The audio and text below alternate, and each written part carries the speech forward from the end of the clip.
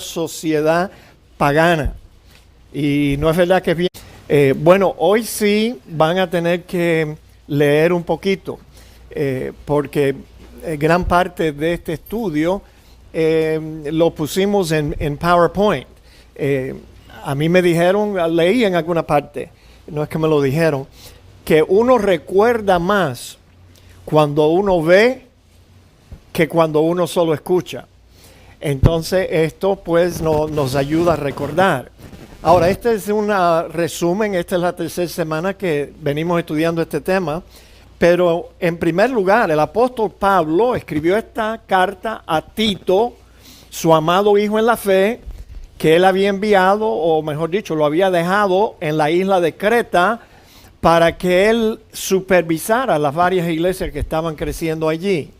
Y entonces en este capítulo él está enseñando, bueno, en el libro completo, está enseñando a Tito lo que él debía de enseñar a los cristianos allí en Creta. Y lo primero que hizo fue que nos recordó nuestros deberes de someternos a las autoridades. Acuérdense que estamos hablando de cómo comportarnos en una sociedad pagana. Y entonces leímos hace un momento, ya esto lo estudiamos hace 2 semanas, que debemos los cristianos, Dios espera que estemos sujetos a los gobernantes y las autoridades.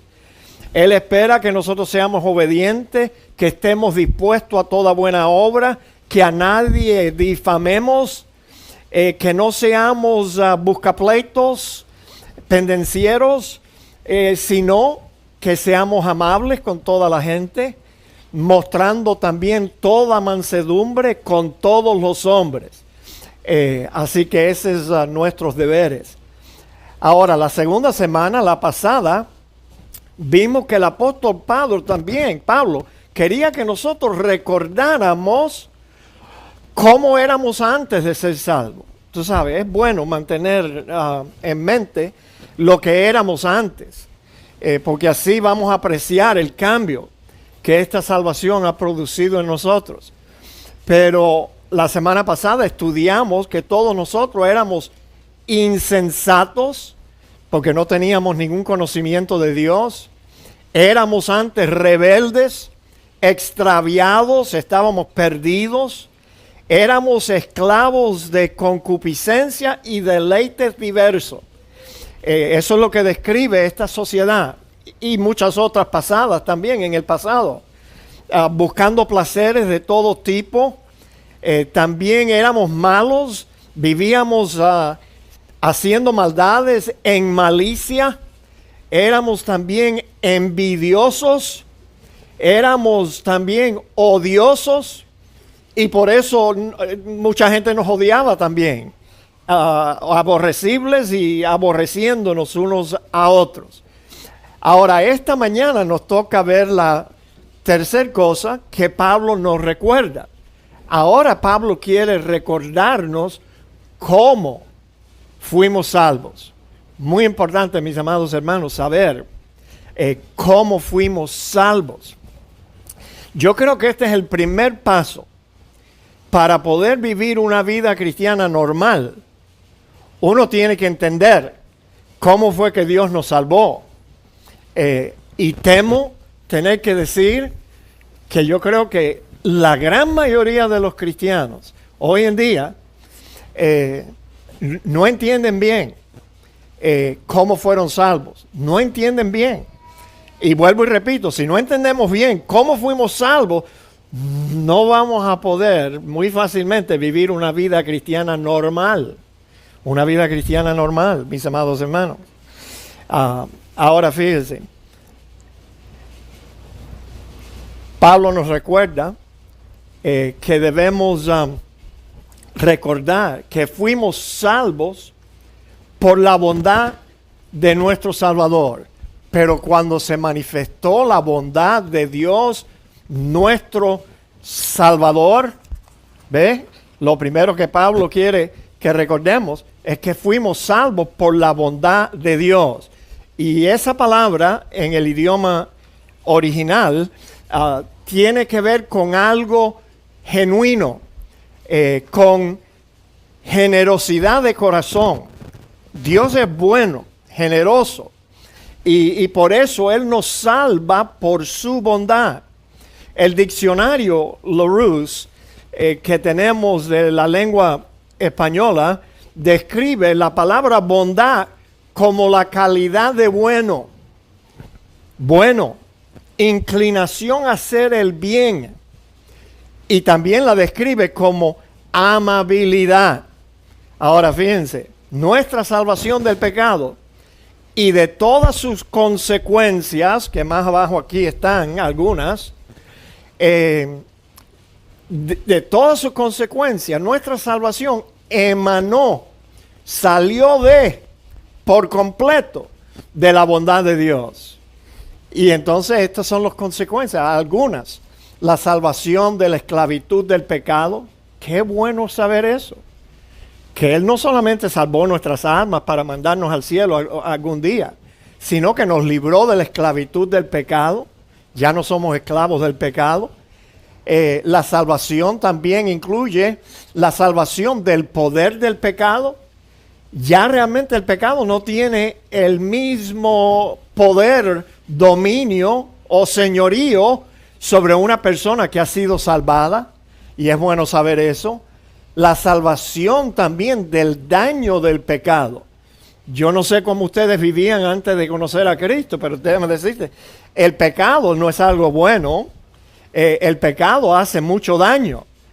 Y bueno, por lo menos en nuestro caso nos hizo mucho daño. Entonces Dios todavía nos está sanando del daño que nos hicimos por el pecado que teníamos en nuestra vida. Y luego también la salvación incluye la salvación de la penalidad del pecado, que siempre es muerte y condenación. Fuimos salvos. Y entonces lo que estamos viendo aquí en este primer versículo es que todo eso salió, emanó de la bondad de Dios, mis amados hermanos. Ahora, es parte de la naturaleza de Dios el ser bondadoso para con los pecadores, porque fíjate lo que leemos en Lucas capítulo 6, 35. Amad pues a vuestros enemigos, dice allí, y también lo dice en Mateo, 2 veces en 2 evangelios diferentes. Y haced bien, y prestad, no esperando de ello nada, y será vuestro galardón grande, y seréis de esa forma hijos del Altísimo. Vamos a ser igual que Él, si hacemos esto, porque Él es benigno, benévolo. Él es bueno para con los ingratos y los malos. Dios es benigno, sí, benévolo. Los deja respirar.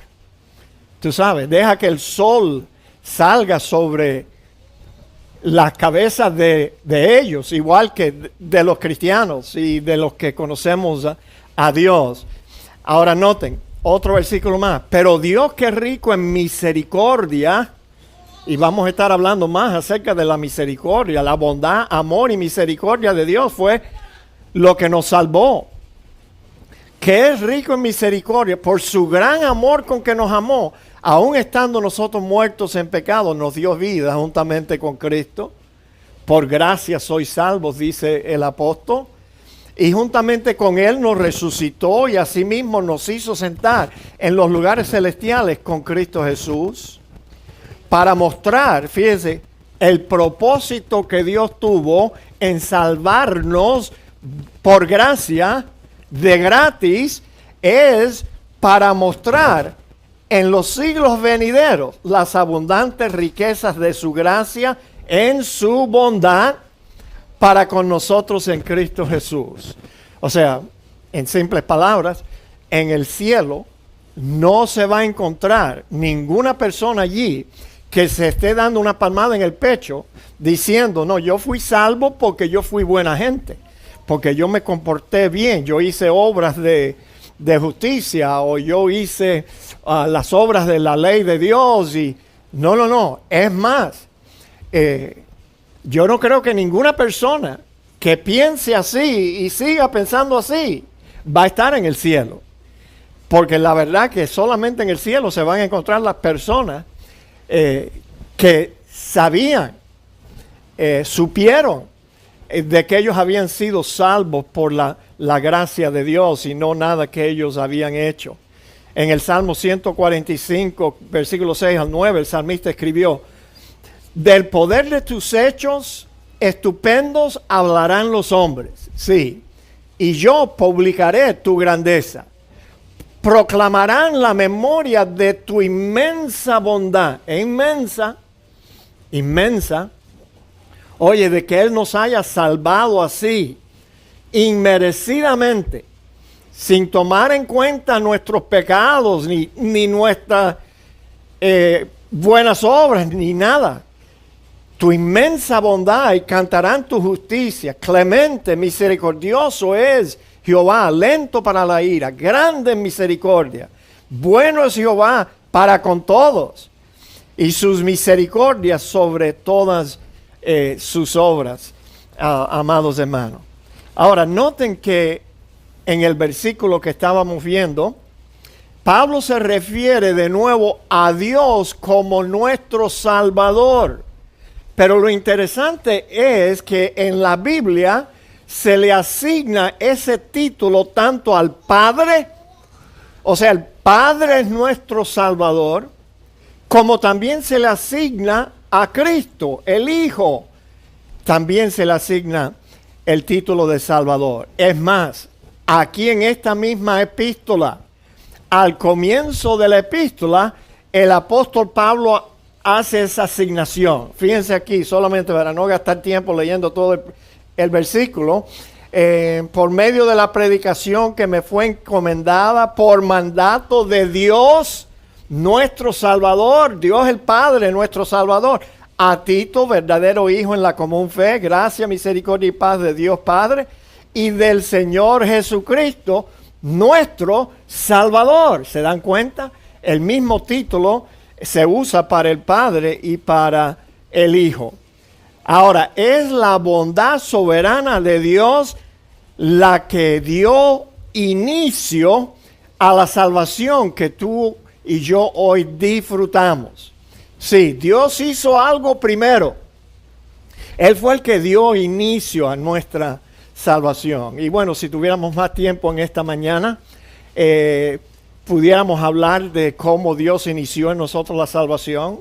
Nosotros no fuimos salvos el día que nosotros aceptamos a Cristo. Señores, hay que entender todo lo que Dios hizo anterior a eso. Hay que entender que Dios escogió y nos predestinó para esta salvación. Hay que entender que Dios nos llamó un día con un llamado eficaz, que no pudimos decirle que no. Y de veras vinimos a Cristo porque Dios nos trajo. Y entonces aceptamos a Cristo y fuimos justificados y fuimos santificados y bueno, fuimos también ya glorificados. Es hermoso, mis amados hermanos, cuando entendemos que todo esto comenzó con Dios y no con nosotros. En segundo lugar, el apóstol Pablo también nos dice que debemos recordar que fuimos salvados por el amor de Dios para con los hombres, el cual ellos no merecen. O sea, el amor de Dios.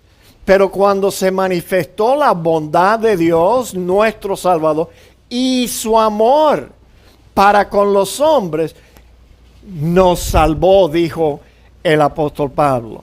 En este pasaje, quiero que sigamos la mente del apóstol Pablo. El apóstol Pablo habla primero del amor de Dios, pero enseguida habla de la bondad de Dios y luego habla del amor que Dios tiene para con los hombres. Estas dos palabras, bondad y amor, son casi sinónimas. Bondad y amor, las dos palabras juntas, sobre todo en el contexto de estos 4 versículos, reflejan el amor profundo que Dios tiene para la humanidad caída. Sí, mis amados, yo creo que a Dios le duele ver la humanidad alejada de Él, alejada de la vida que Él nos da y todo lo bueno que Él quisiera hacer por nosotros. El pasaje más conocido y más amado que nos habla del amor de Dios es Juan, perdón, Juan 3:16. Ustedes ya se lo saben de memoria, ¿no? Espero que sí. Todos los ganadores de alma, por lo menos, saben este versículo de memoria. Porque de tal manera amó Dios al mundo, que ha dado su Hijo unigénito, para que todo aquel que en Él cree no se pierda, mas tenga vida eterna. Pero ¿sabías tú que hay otro pasaje también? Hay otro. En la primera epístola que nos habla acerca del amor que Dios demostró para con nosotros, dice: en esto se mostró el amor de Dios para con nosotros, en que Dios envió a su Hijo unigénito, único en su clase. Lo envió al mundo para que nosotros vivamos por Él.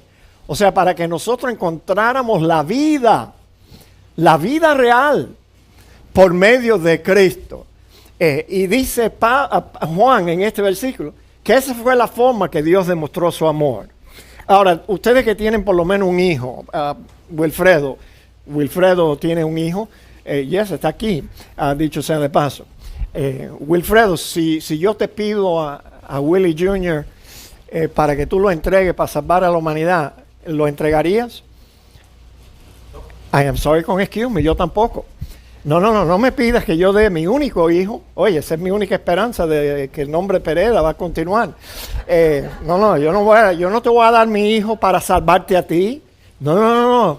Mala suerte.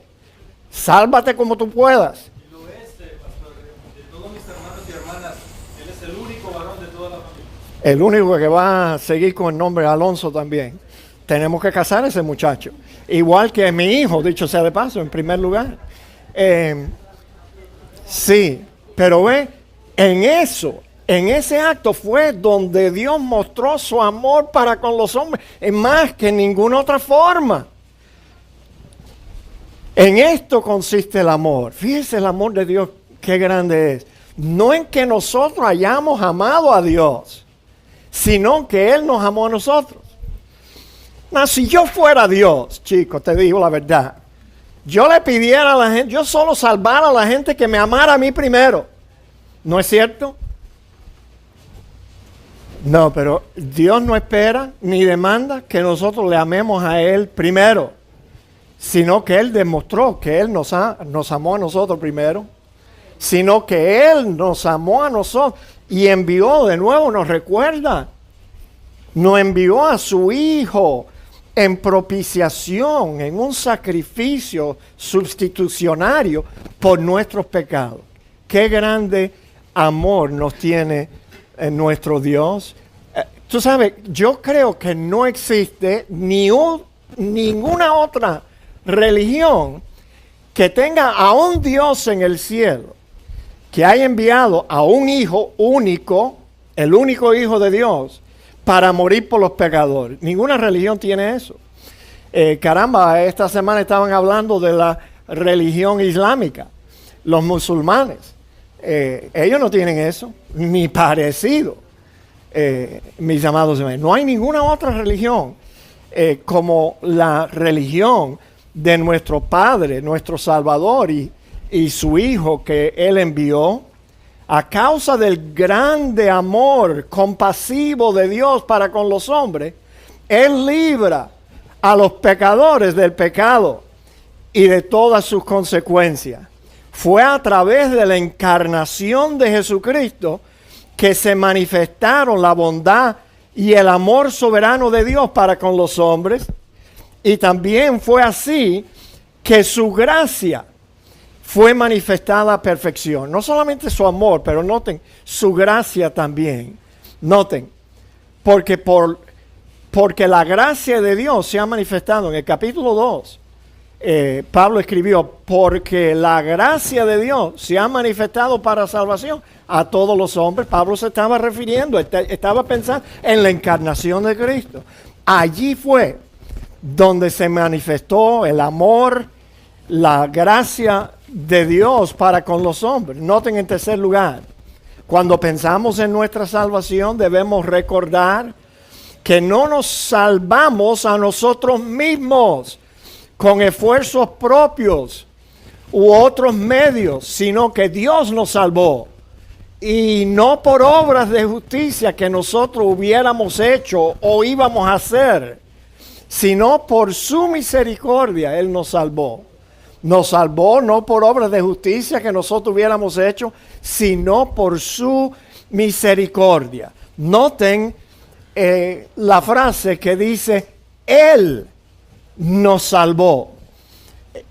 Tú sabes, es importante enfocar eso, mis amados hermanos. Dios es el que salva. Fíjate, la iglesia no es la que te salva. La iglesia bautista de North Miami no puede salvar a nadie. Ni ninguna otra iglesia, ninguna otra religión. El sacerdote o ministro no es el que salva, tampoco. Ni siquiera el creyente es el que se salva a sí mismo. Nada de eso, mis amados. ¿Cuáles otras cosas pudiéramos añadir aquí que no te salva? Bueno, la religión no te salva. Cumplir con los sacramentos no nos salva. Nuestro comportamiento no nos salva, ni antes ni después de ser salvo. El bautismo no te salva tampoco, mis amados. Dios es el que nos salva directamente. Él salva. Él es salvador. Él es el que es bondadoso, benigno, misericordioso, amoroso, amable. Y por eso Dios salva. Dios es el que nos salvó. Así que si usted está tratando de salvarse, pare de tratar. Esa no es la forma, señores. De vez en cuando yo oigo gente, en esta misma iglesia, no, pastor, yo estoy tratando de salvarme. Mira, mejor te doy un pico y una pala y te pido que me muevas esta montaña, me la muevas para acá. No lo vas a poder hacer. Así que para de tratar de salvarte, porque no eres tú el que te va a salvar, sino que es Dios. ¿Sabe qué? ¿Por qué más bien no comienzas a creer en el testimonio que Dios da acerca de su Hijo unigénito, el que Él envió? ¿Por qué no comienzas allí y vas a experimentar la salvación como Dios te lo ofrece? Tú sabes, toda la gente tiene una opinión acerca de Jesucristo. Hasta los musulmanes tienen una opinión acerca de Jesucristo. Ellos piensan que Jesucristo fue un gran maestro, uno de los profetas, igual que Mohammed, que Dios envió al mundo para guiar a su pueblo. Todo el mundo tiene una opinión acerca de Jesucristo, pero óyeme, si nosotros vamos a atender las opiniones que la gente tiene a Jesucristo, ¿por qué más bien no prestamos atención y aceptamos el testimonio que Dios da acerca de su Hijo? ¿Y tú sabes cuál es ese testimonio? La Biblia dice, y este es el testimonio que Dios da acerca de su Hijo. Y Dios dice, la vida está en mi Hijo. El que tiene al Hijo, tiene la vida. El que no tiene al Hijo de Dios, no tiene la vida. Ese es el testimonio que Dios da de su Hijo. En otras palabras, ¿quiere que te lo ponga de otras palabras? O te dejas salvar por Cristo, o no vas a ser salvo de ninguna otra forma. O te vas a dejar salvar creyendo, confiando en lo que Cristo hizo por ti para alcanzar tu salvación. O no la vas a poder alcanzar de ninguna otra forma o en ninguna otra persona. Bien que el autor del libro a los Hebreos, creo por allí, por el capítulo 4 de su libro, él dijo, en ningún otro hay salvación. Lo dijo Hebreos, ¿no? El autor de Hebreos, sí. En ningún otro hay salvación. Porque no hay otro nombre bajo el cielo dado a los hombres en que podamos ser salvos. Jesucristo. En el libro de los Hechos. Gracias, hermana, gracias. Amén. ¿Tú ves? Allí tenemos por lo menos una cristiana que lee la Biblia durante la semana y se acuerda, en el libro de los Hechos. Gracias, hermana Alma Luz. Yo creo que yo le voy a limpiar los zapatos a Alma Luz en el cielo. Ella va a tener una mansión más grande que la mía. Yes. Así que, mis amados, los creyentes no se salvan a ellos mismos, sino que simplemente se dejan salvar por Dios. Y esto es tan importante. Nótese el texto en el versículo 5, dice, Él nos salvó, no por obras de justicia que nosotros hubiéramos hecho. Dios nos salvó por algo que Él hace en lo más profundo de nuestro ser. Aquí Pablo le llama a esta obra de salvación que Dios hace en nosotros, le llama el lavamiento de la regeneración y por la renovación en el Espíritu Santo. Ahora, la salvación, esta salvación es una experiencia espiritual. Te digo que somos salvos aquí adentro. Aquí es una experiencia espiritual. Y sabemos que es una experiencia espiritual porque más adelante Pablo habló del Espíritu Santo que Dios derramó sobre nosotros abundantemente por Jesucristo, nuestro Salvador. Es una experiencia que Dios utiliza al Espíritu de Dios, el Espíritu Santo de Dios, para regenerar y para renovarnos en el Espíritu Santo. Pero fíjense, mis amados hermanos, la salvación, oye, entendemos esto. La salvación, cuando comienza en la parte más profunda de nuestro ser, la salvación no es un proceso. Allí no. La salvación es instantánea. Tú sabes, boom, ya eres salvo un día. Boom, así sucedió en mi vida. Yo sé que es así porque así sucedió en mi vida. Yo no me salvé en una semana, ni en un mes, ni en varios años. No. El 1 de julio de 1976 yo supe que yo había sido salvo. Fue instantánea la salvación. Sucede en un instante. A veces sin que nosotros nos demos cuenta. A veces. Especialmente mientras más joven usted fue y más inocente usted fue. Tú sabes, a veces los niños creen en Cristo y aceptan a Cristo y ellos en ese instante no se dan cuenta de que por el resto de su vida Cristo va a estar en ellos y que ellos fueron salvos. Mucha gente no se acuerda ni el día que fueron salvos. Fíjate si sucede así, adentro es el Espíritu que nos salva. La experiencia de salvación también es singular. O solo es necesario que suceda una vez. Ahora, yo no sé por qué los cristianos piensan que ellos necesitan ser salvos de nuevo cada vez que ellos cometen un error en la vida o un pecado serio. Yo no sé. A mí no me cabe en la mente pensar que uno pierde la salvación y después tú tienes que ser salvo de nuevo. No.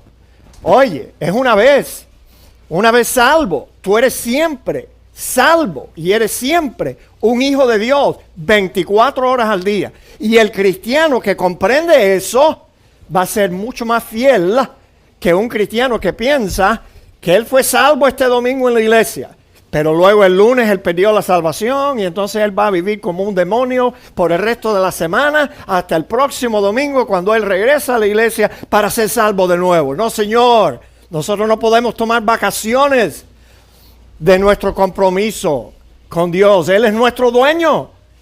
Y una vez que le entregamos a Él nuestro corazón, nuestra vida, le pertenecemos a Él para siempre.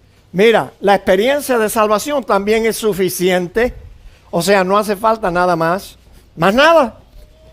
Una vez que tú experimentas la salvación, ya no te falta más nada. Es más, la Biblia dice que vosotros estáis completos en Él, en Cristo. No nos hace falta más nada. Qué bueno es saber eso, que podemos tener una experiencia instantánea, ser salvos y no tenemos que volverla a repetir y es suficiente, no nos hace falta más nada, porque la salvación también es permanente, señores. Permanente. Es una experiencia de calidad eterna. Una vez que le entregamos nuestra voluntad, nuestra vida, nuestro corazón a Jesús, Él se queda con nosotros. Él no nos echa fuera. Somos salvos siempre. Ahora fíjense, noten el tiempo del verbo aquí. Muy interesante, porque eso ayuda a corregir muchos errores que la gente tiene. Pablo nos dijo, recuerden que Dios nos está salvando, como si fuera un proceso. No. Pablo utiliza un verbo en el tiempo pasado. Él nos salvó, mis amados. Ya nos salvó. Claro, esto solo es aplicable por una persona que ha sido salva. Y no todos los que dicen creer en Dios han sido salvos o han tenido esta experiencia.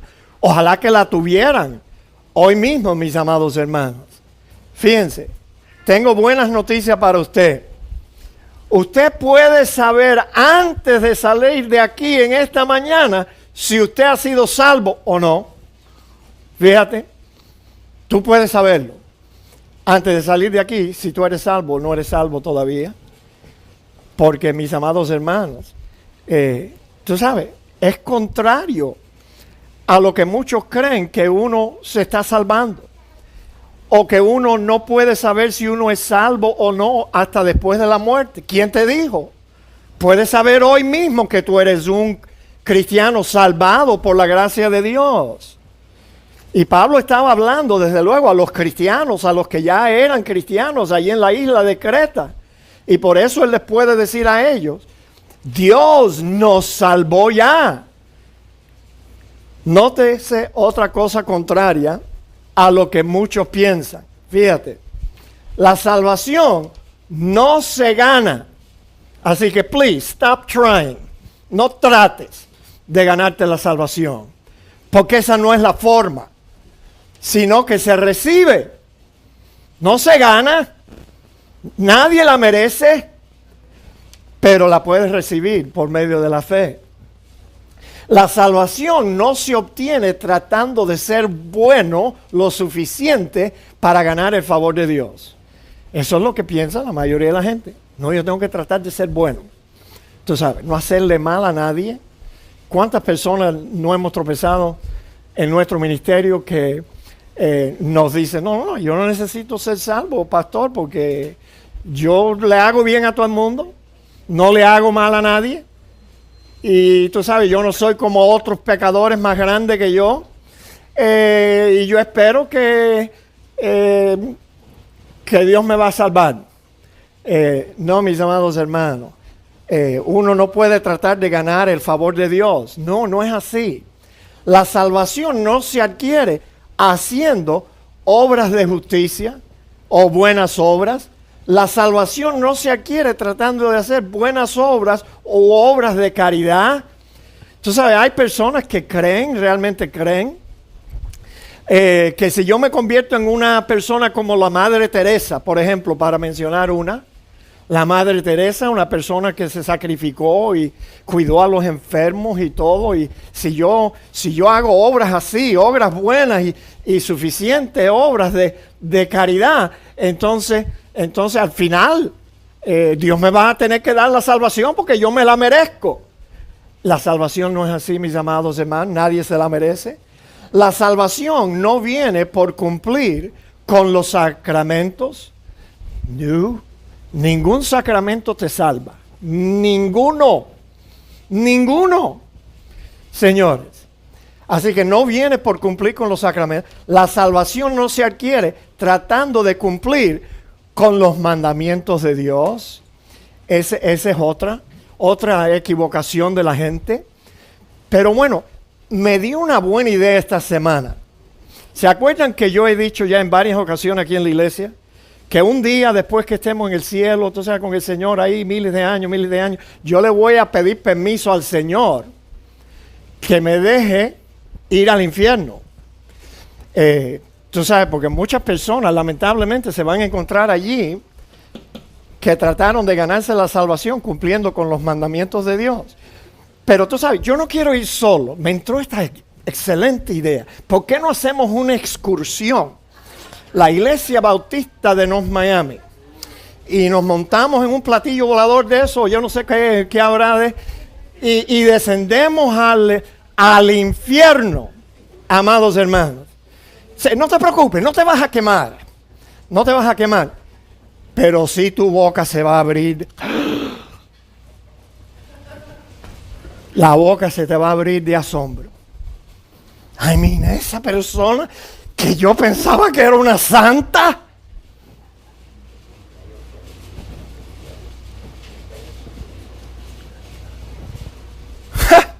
El diácono didn't make it. Tú sabes. Y bueno, no es que yo me voy a gozar con la muerte del impío como Dios no se goza, pero es que no voy a poder soportar la tentación de decirle, oye chico, ven acá, ¿qué te pasó? ¿No entendiste? ¿O fue que yo no te lo expliqué bien? Yo no te dije que no era por obras. No por hacer obras de justicia, no era por hacer buenas obras, no te dije que no era por tratar de guardar los mandamientos, que esa no es la forma en que Dios salva. ¿Qué te pasó? ¿Tú eres bruto o what? No voy a poder soportar la tentación, ustedes ya me conocen. Pero yo creo que todos nosotros nos vamos a asombrar ese día. Okay, so we got a date, right? We got a date. Pedro, tú ven conmigo, Pedro. Quiero que todos ustedes vayan conmigo. Vamos a ir allí a ver cuántos miembros de la Iglesia Bautista de North Miami que pasaron por aquí o están aquí se equivocaron. Pensando que tratando de ser buenos, las puertas del cielo se les iba a abrir. Se equivocaron, mis amados hermanos. Fíjate, Pablo es bien claro. Él dice, Dios nos salvó, pero nos salvó no por obras de justicia que nosotros hubiéramos hecho, sino por su misericordia. El Salvador no nos redimió a causa de alguna cosa que nosotros fuésemos o pudiésemos llegar a ser. No nos salvó por nada de que nosotros habíamos hecho. Porque por gracia sois salvos, dice Pablo en Efesios, por medio de la fe. Por gracia. ¿Cómo tú quieres que yo te describa gracia? Lo único que se me ocurre decirte es que es gratis. No lo puedes comprar. No lo puedes adquirir con buenas obras. Nada de eso.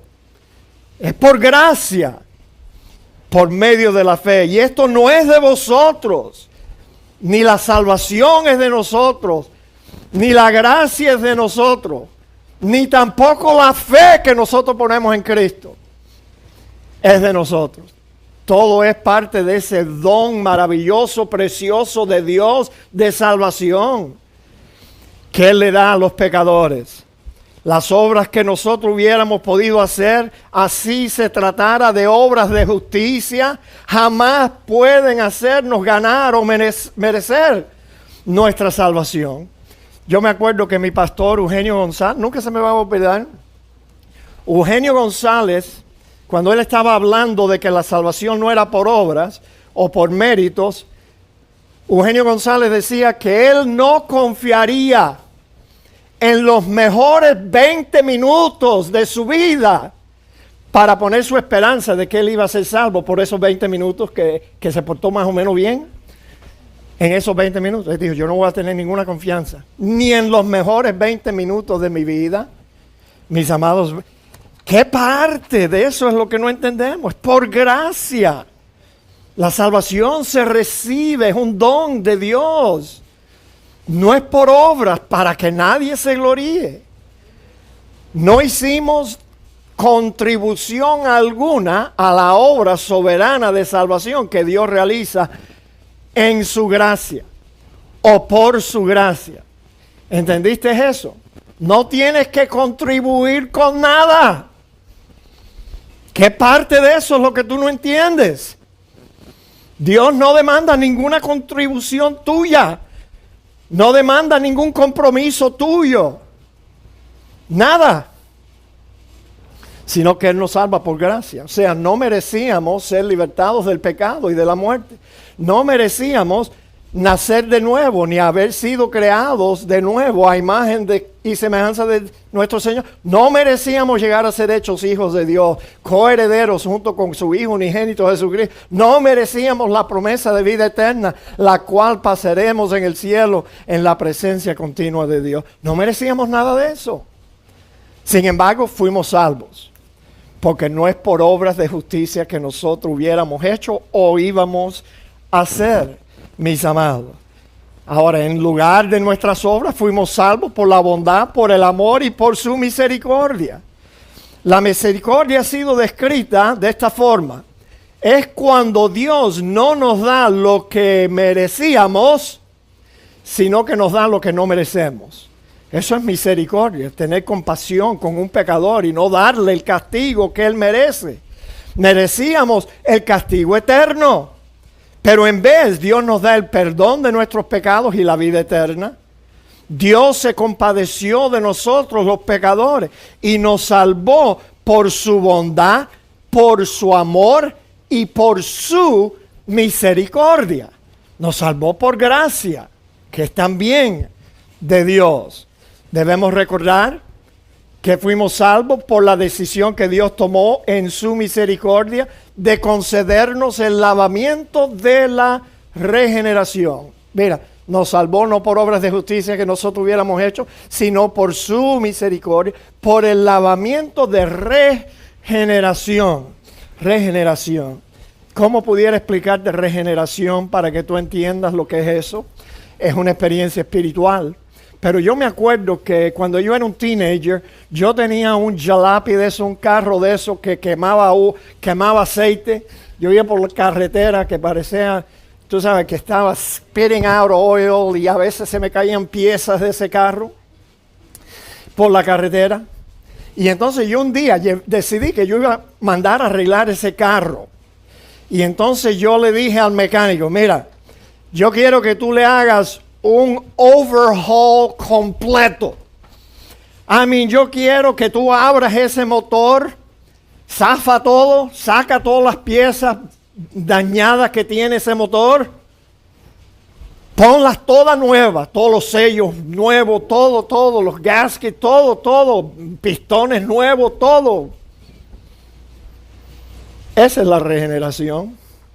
Por fuera tú eres el mismo que tú eras antes, pero por dentro Dios te hizo de nuevo. He did an overhaul. Te rebuildió, como decimos nosotros en español, rebuildió. Esa es una palabra americana, chicos. ¿Qué es eso? Rebuildió. Eso no existe en castellano. Te rebuildió con piezas nuevas, con una nueva naturaleza. Quitó al viejo hombre y creó dentro de nosotros uno nuevo. En un instante. Ahora, ¿qué parte de eso es la que no entendemos? Que eso es la salvación. Cuando Dios nos hace el lavamiento de regeneración, mis amados. Ahora, permítanme decirles la verdad, pero hay muchos grupos religiosos cristianos que enseñan en la regeneración bautismal.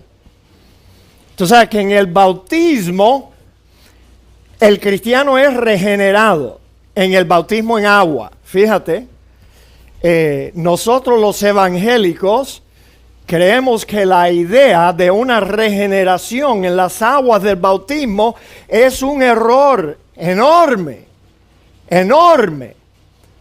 Pensar que tú vas a ser regenerado con agua de North Miami Beach, agua de la pila, que sale de la pila, mis amados hermanos, que esa agua va a producir esta regeneración, este completo overhaul. No, oye, ni en tus mejores sueños eso va a suceder así. Ahora, es cierto que el creyente es lavado todas las piezas que Dios va a poner para atrás, las lava primero.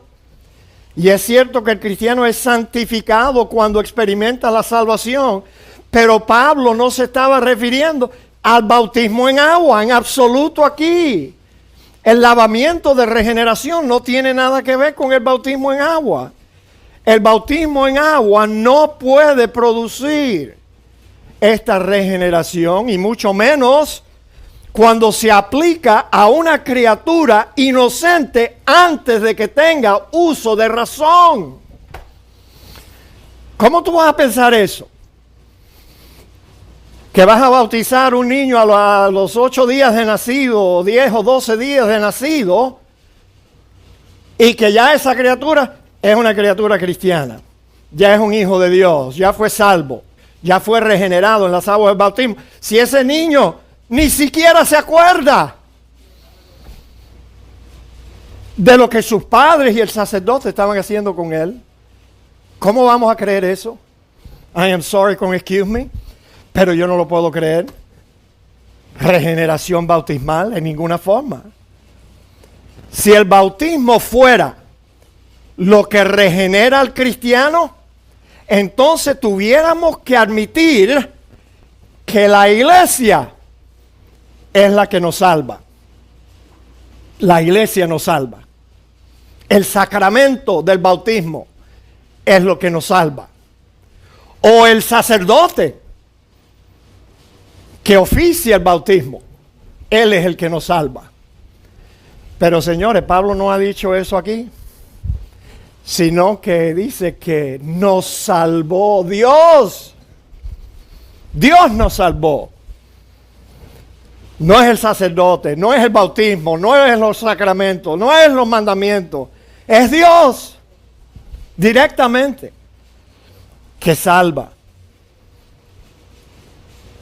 Si la regeneración estuviera en el bautismo, Pablo hubiera dicho, nos salvó el sacerdote cuando nos bautizó. Pero eso no fue lo que él dijo. Dios nos salvó. Él mismo nos salvó y nadie más. Ahora, una pregunta para ustedes que son teólogos aquí. Teólogos, piensen y no respondan, porque no es nuestra intención demostrar la falta de conocimiento que tenemos. Pero dime, ¿qué vino primero? ¿Nuestra aceptación de Cristo como Salvador o la regeneración? Piensa, no vayas a responder, que todo el mundo va a saber que tú eres a total fool. Así que algunos piensan, no, yo acepto a Cristo primero y después Dios me regenera. Really? Entonces te salvas tú mismo, ¿eh? Mis amados hermanos, escuche bien. La regeneración tuvo que haber sucedido primero, aunque no nos dimos cuenta. Porque ¿acaso usted ha visto a un muerto hacer algo? ¿Puede un muerto aceptar a Cristo como su Salvador personal? Puede. Yo he ido a muchos funerales y yo nunca he visto a un muerto levantar la mano allí en la caja diciendo, sí, yo quiero ser salvo.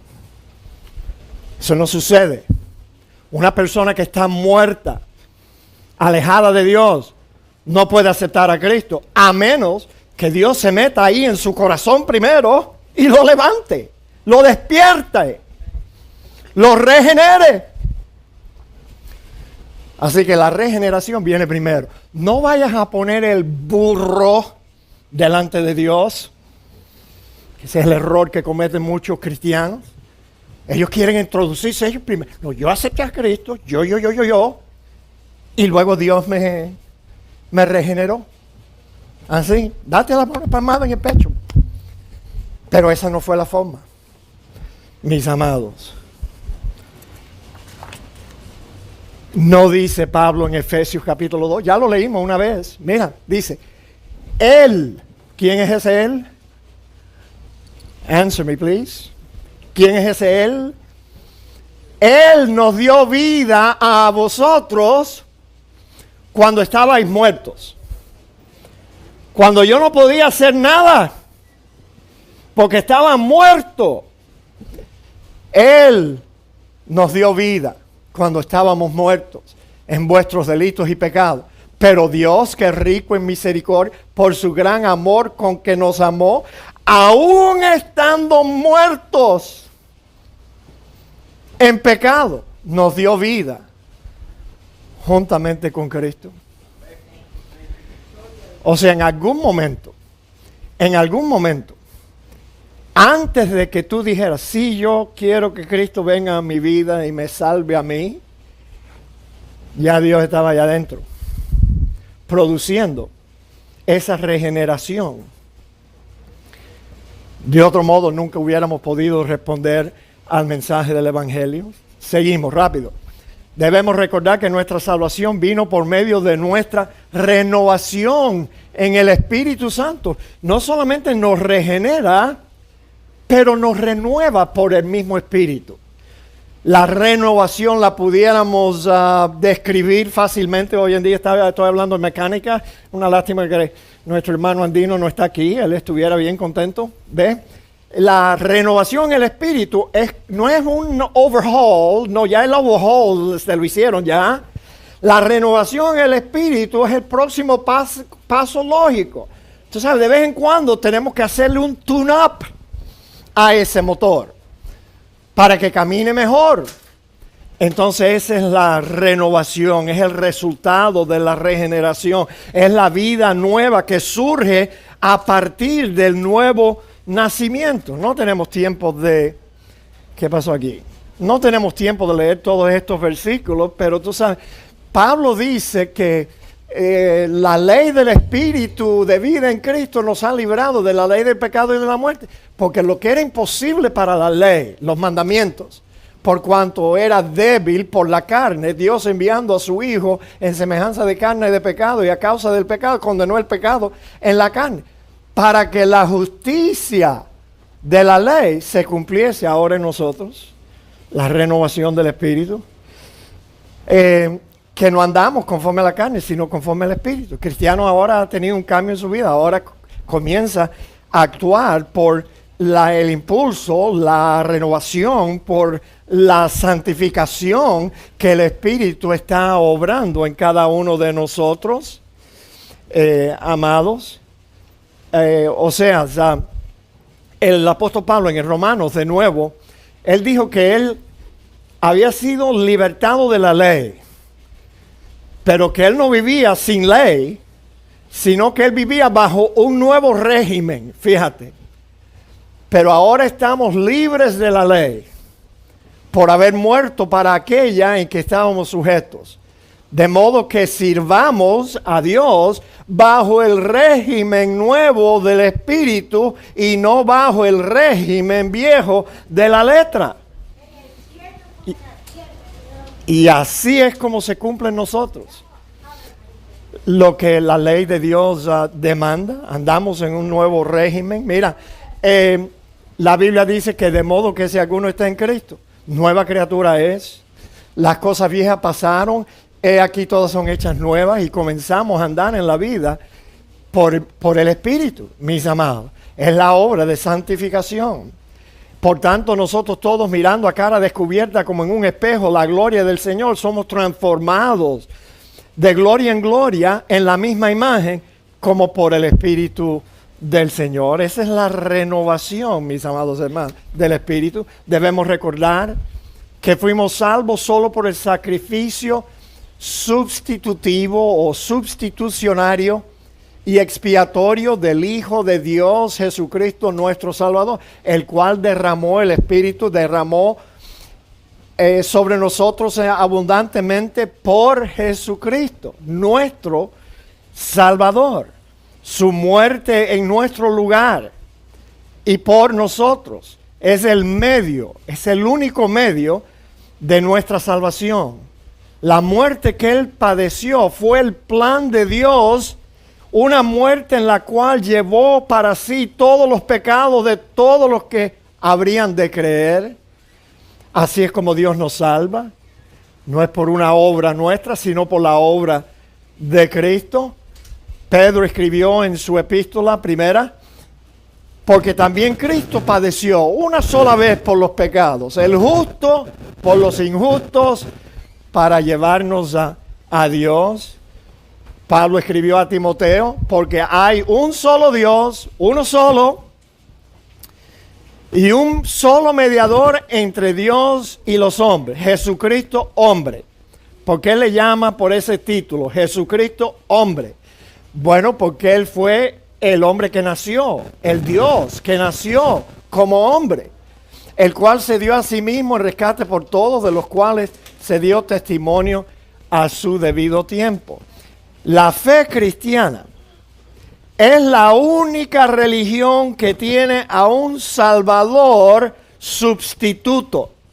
Ninguna otra religión lo tiene así. Eso es bueno saber porque hay muchas religiones en el mundo. La fe cristiana es la única religión que tiene un Salvador que fue enviado por Dios en el cielo para que muriera como un sustituto de los pecadores que Dios quiso salvar. Ninguna otra religión tiene eso. Para mencionar una. La religión islámica. Ellos consideran que Alá es Dios y Mohammed es su profeta. Pero Mohammed no murió por nadie, señores. Más bien Mohammed mató a mucha gente. Pero él no murió por nadie. Ni resucitó tampoco después que murió. Una vez yo me quedé con la boca abierta aquí en la iglesia. De veras, pasé un susto. Yo estaba enseñando en aquel entonces la escuela dominical de los jóvenes. Y una muchacha, jovencita, ella me dijo, mire pastor, todos creen en el mismo Dios, solo que le llaman por diferentes nombres. Los musulmanes le llaman Alá, los hindúes le llaman Buda, los chinos le llaman Confucio, pero es el mismo Dios, pastor.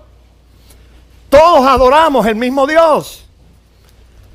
Lo que cuenta es que le adoremos con sinceridad. Ahora, ¿qué le hubiera respondido tú a una muchacha así de 17, 18 años en una escuela dominical? Así que lo único que cuenta es tu sinceridad. Yo le dije, mira mi amor, yo te digo que tú puedes estar sinceramente equivocada. Porque hay un solo Dios, un solo mediador. Y la Biblia le llama a Él el Padre de nuestro Señor Jesucristo. Si tú no estás adorando a ese Dios, estás adorando a un Dios inventado por los hombres, un Dios falso, un Dios falso.